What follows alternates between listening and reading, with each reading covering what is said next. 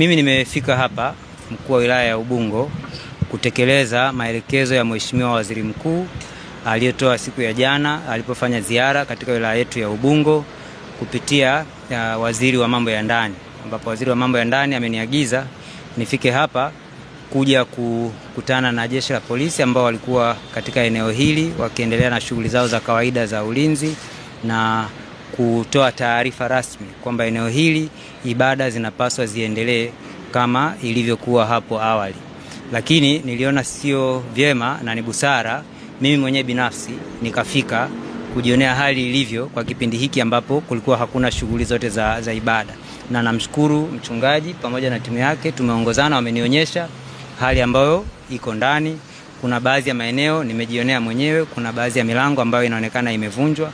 Kwa najua na nataka hili niliweke vizuri ili lisitoe nafasi ya kuleta misuguano, kwamba sasa nimwagize baba mchungaji hapa pamoja na timu yake kwa taratibu kabisa, wao wakae wapitie eneo lao lote waangalie, kwa sababu kwa maelezo ambayo walinipa awali na hata mara ya kwanza tulipokutana, wakati wanatoka katika eneo hili hakukuwa na makabidhiano.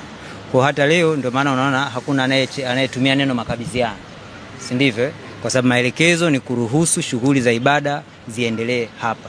Kwa mimi nimwombe baba mchungaji pamoja na timu yao watakaporudi hapa kwa utulivu, wao waangalie hali ambavyo waliacha katika mazingira walioacha na hali ambavyo walikuta, na waniletee mimi taarifa rasmi ya kile ambacho wamekutana nacho. Wasiwe na wasiwasi wowote au woga wowote kuja ofisini kwangu kuniambia bwana mkuu wa wilaya, baada ya wewe kufika katika eneo lile na sisi kurudi kwa ajili ya ibada, hali halisi tuliyokuta sisi ni hii hapa. Baada ya hapo kutakuwa na maelekezo ambayo nitayatoa kwa namna ambavyo watakuwa wamefika kwangu. Nafanya hivi kwa lengo moja tu, kwamba ni maelekezo ya Mheshimiwa Rais. Ni lazima tusikilize wananchi. Sasa siwezi juzi tu Mheshimiwa Rais ametoa maelekezo ya kusikiliza, alafu mimi nifunge milango ya kutokusikiliza nini ambacho baba mchungaji atakuja kuniambia. Kwa mimi nitakuwa tayari kupokea na kusikiliza kutoka kwao baada ya wao kuwa wamerudi katika eneo hili. Lakini pia vile vile jambo la pili, niliona baadhi ya watu baada ya tamko lile kutolewa, kuna watu wengine walishukuru, wengine wakakebehi, wengine wakafika mahali wakasema kwamba huu ni mtego wa kumtafuta mchungaji Gwajima. Hapana, maelekezo haya ni ya serikali na yaheshimiwe. Kila mtendaji anayehusika kusimamia maelekezo ya serikali atekeleze wajibu wake. Hilo ndio la muhimu. Asije akatoka mtu akapotosha maelekezo ya waziri mkuu au maelekezo ya Mheshimiwa Rais na kuja kuleta jambo ambalo lingine tofauti. Hapa ni eneo la ibada na litatumika kwa ibada. Hakuna maelekezo mengine yoyote ambayo Mheshimiwa Rais au waziri mkuu ameyatoa.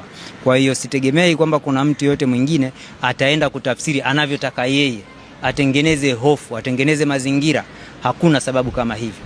Kwa mimi niwape rai waumini wote, wachungaji wote waendelee na shughuli zao bila kusumbuliwa na mtu yoyote yule, kwamba hakuna maelekezo au maelezo mengine tofauti yaliyotolewa na Mheshimiwa Waziri Mkuu zaidi ya haya ambayo tumekuja kuyasimamia na kuyatekeleza.